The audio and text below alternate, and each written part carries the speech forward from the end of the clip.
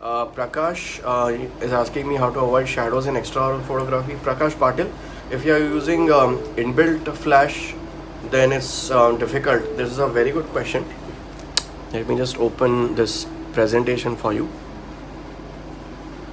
See, if you want to take extraoral shot, okay, there are two ways of taking the extraoral shot. Okay, this frontal shot that I'm talking about, you can keep it vertical, obviously with the flash on. However, if you keep it vertical, the camera vertical I'm saying, and the inbuilt flash on, and if you try to take this picture, so suppose if the camera is held this way such that the flash is on this side, what is going to happen is the flash is going to fall from here and you will get a shadow on this side. Okay, however, if you keep it on this side, this way, the flash is going to fall from here and you will get a shadow on this side. So in this picture, if you want to avoid getting a shadow, you can keep the camera horizontal like this.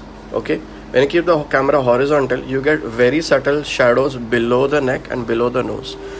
This is much better than getting a harsh shadow on any one of the sides. So Prakash, I hope that answers your question. There's one more thing that you would want to see in this picture, that is the lateral profile smiling or non-smiling shot.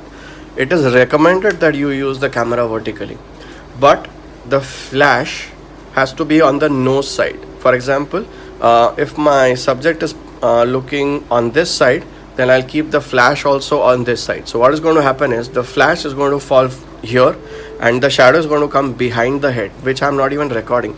So if you see this image carefully, Prakash, the full head is not recorded over here. Alright,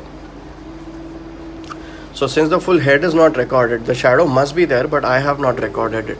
So this is also a great way to avoid shadows in extraoral photography. So this is the maximum that you can do with your inbuilt flash. A ring flash gives you very subtle or gentle shadows, and twin flash is the worst for extraoral photography. I would strongly recommend people not to use twin flash for extraoral photography. So inbuilt flash as well as studio light are a great way to take a good extraoral picture.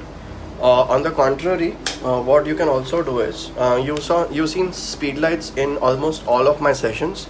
Initially, when I did not have studio lights, what I used to do is I used to put speed light on my hot shoe, and I used to keep the head vertically upwards, so the speed light is not falling like this from here on the patient. It's falling on the ceiling.